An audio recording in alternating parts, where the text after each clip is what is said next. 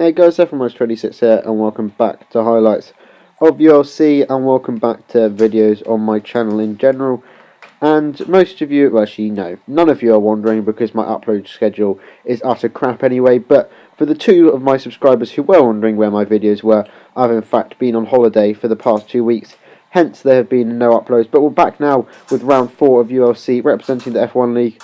As I'm reserved for ULC, I did not race in round 2 or 3, but we're back today, and unfortunately I'm alone because my teammate Camundo was ill. So it's just me as a sole representative for the F1 League today, and we'll be hoping to get them some points after we failed to do so in Australia through no fault of our own, as Azar Reactions laggy car decided to blow us up. But yeah, as you can see, we're on the softs here in qualifying, and I wasn't really sure. I tried a one-stop in the limited practice I had between being told I was needed to race and the actual race. I didn't think the one-stop was possible, so we're going to go for the soft and the two-stop. And as you can see, it's qualifying lap's been alright so far. Nothing spectacular. RBZ's currently sitting on pole with a 129.7, and I don't think I'll get anywhere near that lap for two reasons. One, he had slipstream, and two, he's probably a bit more sweaty than I am. But we'll see what we can do. We'll see if we can produce a low 30 and maybe get on the front 3 rows of the grid. Depends how many people go for softs, really. Coming into Stowe now, we're taking that reasonably nicely. Maybe we could have used a bit more of the exit curve as we now head down into the Vale chicane. Good, I'm good with corner names, which we've done alright, but we've lost the back end on the exit, and it's going to be a really scruffy end to the lap through Club Corner there. And we are indeed in P3 at the moment. But obviously, as shown, that wasn't the greatest lap, so we're going to go again on the soft compound again, the only other set of softs we have, and let's see if we can get a good run through the last. No, we can't get a good run through the last corner. We've missed the apex to Club by a little bit. Hopefully it won't affect us too much.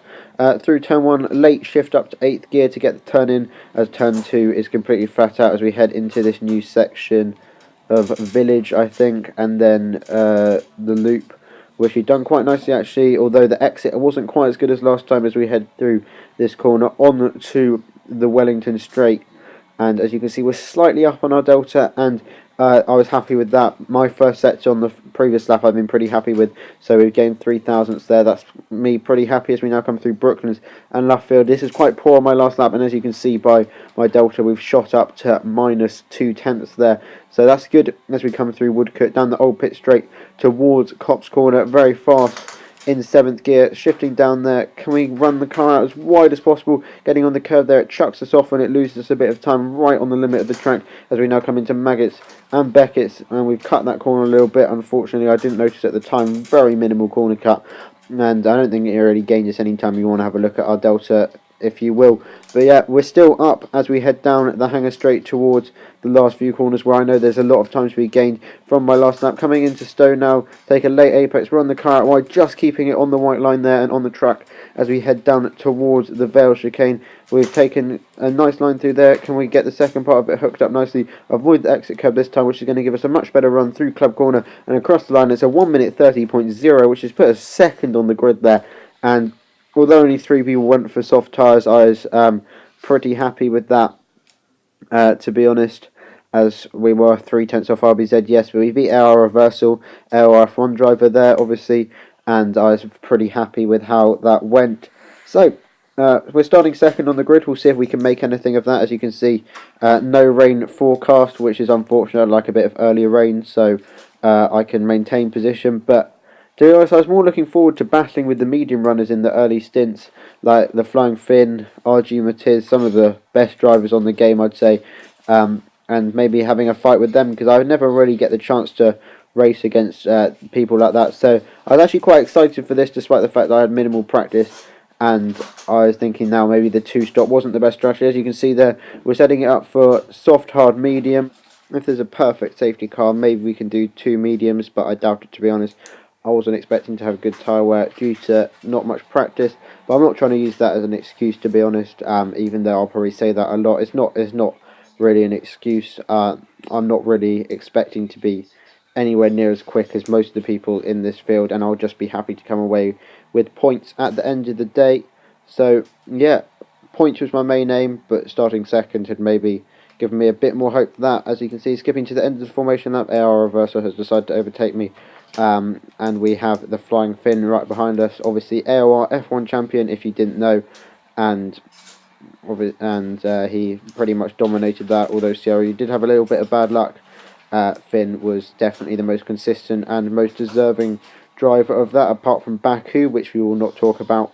But yeah, I'm sure Finn or Saleh will appreciate that if he's watching, which he's probably not. But that's not the point. We're coming onto the grid now alongside RBZ, and maybe if we get a good start, we'll be looking to challenge him through the first sector now as we have the lights coming on. We have 4 lights, it's 5 lights, and it's lights out, and away we go for the British Grand Prix here, ULC Season 2. RBZ's got a reasonable start. We've actually got a slightly better start, but we're going to have to back out here, and that's allowed Reversal to look around the outside, and he's got the move done there. So despite the fact we actually had a really good start there, we haven't been able to make the most of it due to our compromised line into Turn 1, and Reversal has indeed got past us now. Now we're being very wary of Finn sitting in behind us, as well as Mike and Matiz, who are all on the medium tyres, and I'm sure we'll be battling it out for the win.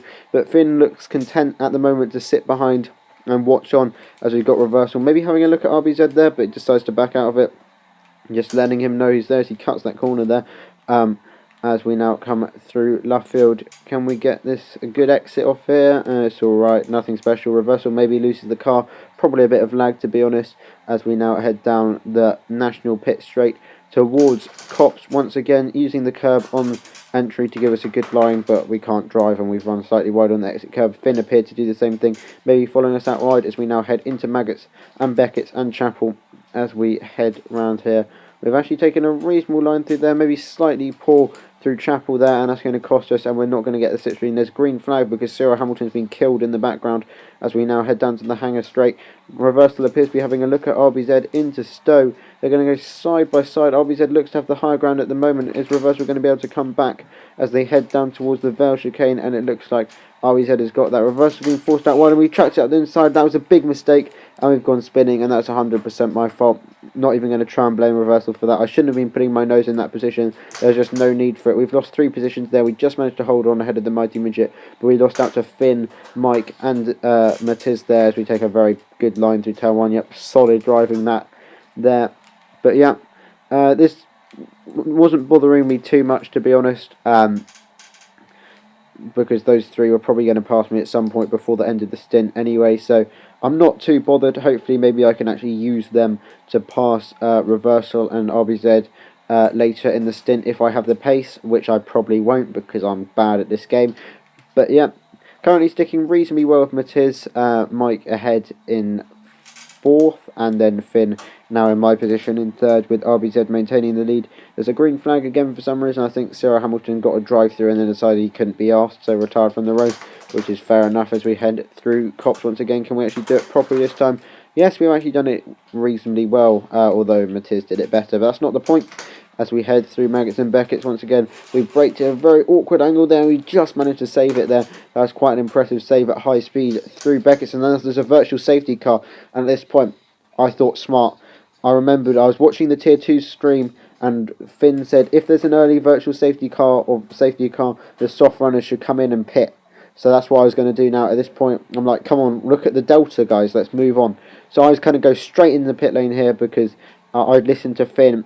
And obviously I think Finn's probably got a good eye for strategy. So we're going to break it down into the pit. Oh, yes. Great driving. So we managed to get ourselves a drive-through, and at possibly the worst track to get ourselves a drive-through. Silverstone, longest pit lane, it's like 35 seconds or something ridiculous. Although you do gain a bit of time by cutting the last corner, but I reckon you lose about 25 seconds in total.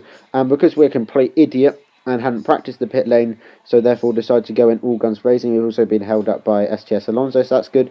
We managed to get ourselves a drive-through, which means we're basically completely screwed, to be honest, because our advantage of taking the early pit stop under the virtual safety car has now been negated, because the 10 or so seconds that we would have gained, even if that, has now been lost because we've got a massive drive-through.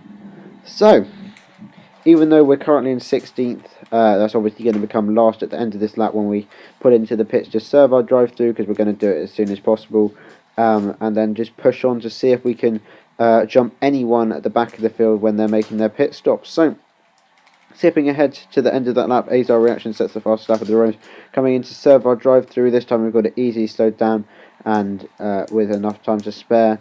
And yeah, so we're going to sit here for 30 seconds whilst we go through the pit lane. And yeah, not really sure what to say at this point. I was quite annoyed with myself because I knew that I'd managed to use the virtual safety car to give myself a good chance of maybe saving some of the disadvantage you lose on the 2-stop, and maybe giving myself a chance of like 7th or something as opposed to like 9th or 10th. So I was pretty happy with what I'd done. I thought this would have been a great strategy call, but obviously, of course, I managed to bottle it, and I was more disappointed because I'd let the team down because obviously I'm representing the F1 league here, not myself, so it's more about the league than myself, whereas in other leagues, if I make a mistake, it doesn't matter as much because it's just myself. So I was quite annoyed that I'd had to let the F1 league as a league down and all the other people who are competing in the league. So yeah, that was kind of annoying for me. I wasn't particularly happy with that. But this now means the rest of my race is pretty lonely, as you can see, setting a personal best at the end of lap 5 now, and Jay Pearce is in the pit lane. So we're going to move up into a lovely P16. Isn't that brilliant? So we're now up into 16th as opposed to 17th, which is slightly better, but it doesn't mean anything because we're going to get the same number of points, which is 0. But at this point, I needed a safety car. I needed a full safety car so we could bunch the field up again. I knew I had the pace over most of the guys, as we can see. Alonso sets the fastest lap there. So I thought if there's a safety car, I can get myself back into the points, especially one which is at a good time. So coming on to lap 11 now, nothing's happened for the past 6 laps. We decided to get another warning there, so we need to be very careful that we don't get another one. BPL Goblin has been into the pits for another set of mediums because he started on some worn mediums which he used in qualifying, which was unfortunate for him. But yeah, he's ahead of us now, but our pace, despite being on the slower tyre, is actually better than him, so I think maybe we'll catch him in a couple of laps. So meanwhile, our Hamilton's been in the pit lane on that lap there. So we're now up into P15. As you can see, there's another car ahead of Goblin, which is in fact JG. So it's not looking so bad for us. Obviously, I thought we were going to finish last by an absolute mile, but it's looking like a position like P13 will be available. But BPL Goblin will probably disagree with that, as he has asserted his claim over that position. So meanwhile, Giovinazzi's been in the pit lane, but yeah, Goblin likes P13 for some reason, so I don't think he'll want us to be taking that, so we might have a fight for it. As you can see, that is about to happen here on lap 13. Because I'm a crap at this game, and mainly because I've been pushing throughout the whole of this stint, my tyres are absolutely shot, and I'm coming in at the end of this lap anyway, but I thought I'd give an overtake on BPL Goblin a shout, so we're going to go up the inside there.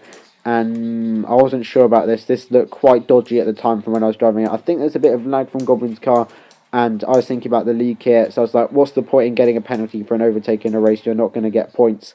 So I gave him the position back there. Since I spoke after the race, I spoke to Goblin about it, and he said he was fine. And on his highlights video, he even said that he was a bit annoyed that I gave the position back. However, from future races, I know Goblin doesn't mind me racing hard. Meanwhile, he's made a mistake at Cox and decided to mow the lawn through Beckett's rather. So we've managed to catch right up to the back of him on the hanger straight now, where we will try and execute a move into Stowe, which doesn't involve maybe some potential pushing off the track, going up the inside into Stowe, getting the car stopped nicely. He's still there on the outside, but it doesn't matter because we're going to go straight into the pits, even though we have got the move done. Can we get the car slowed down nicely this time? Yes, we can, and it's time for another pit stop. I'm sure we'll probably drop to... Actually, no, we'll drop to 16th because Jay Pearce has now actually disconnected from the race. But this isn't ideal for us. But I'm hoping I can use this potential undercut to allow me to maybe gain position on Goblin and JG, who I think both have to pit again, and maybe get myself up into a reasonably respectable 12th place.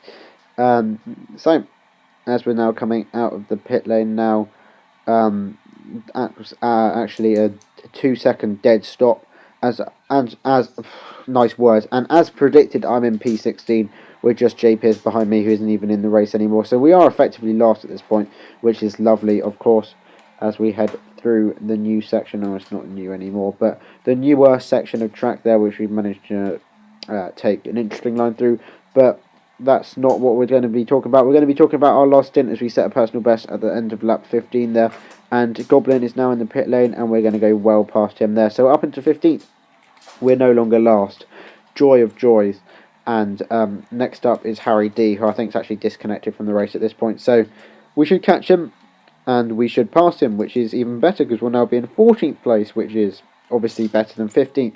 So, as you can see, skipping on to lap 17, we have caught up to Harry D's disconnected car, and we're going to go inside him. RB says that's the fastest lap of the race, and yeah, we'll go through Harry D there, and we're going to put us up into P14. Next up is R. Hamilton, but I know he has to pit again anyway, so even if we don't catch him before he pits again, he does have to pit again, so that will put us up into P13. As you can see, another personal best at the end of lap 18, and we have now caught up to R. Hamilton, which will allow us to claim P12 because JG's just been in the pit lane. So as you can see, he appears to be struggling on his tyres a bit, and that is going to allow us to pass him reasonably easily, I think. But as you can see, the next car is a long way up the road. So 12th is the best we can hope for here, so we're going to go around the outside towards Brooklands here with 7 laps to go. Can we get this move done? We're going to leave him plenty of space on the inside, and we'll manage to hold it around the outside there nice and easily, but the Mighty Midget is a long way ahead of us, so unfortunately we're not going to be able to do anything about him. Mike Marshmallow currently leading the race, actually. But yeah, pretty much nothing else happened for the actual race, but my camera decided that it didn't want to work and turned off around about here on lap 20. So I'll put the results on screen about now after my camera stops working. Mike Marshmallow won the race on track, but he got a 5-second penalty for turning in on Finn. So Finn won the race with Matiz in second and Mike in third. I don't know any of the rest of the result. It's on the screen now if you want to look at it. Which is pretty much irrelevant now because the race was about 4 weeks ago. But that's not the point. I hope you did enjoy today's video. I'll be back with highlights from the F1 League soon, hoping to catch up with the 3 races of Spain, Monaco and Canada, and then we'll be back on track with League Racing highlights. But yeah, that's been it for today. I hope you did enjoy highlights of ULC Season 2, Round 4 at Silverstone. And yeah, thanks for watching, guys. I'll see you very soon. Thanks for watching. Goodbye.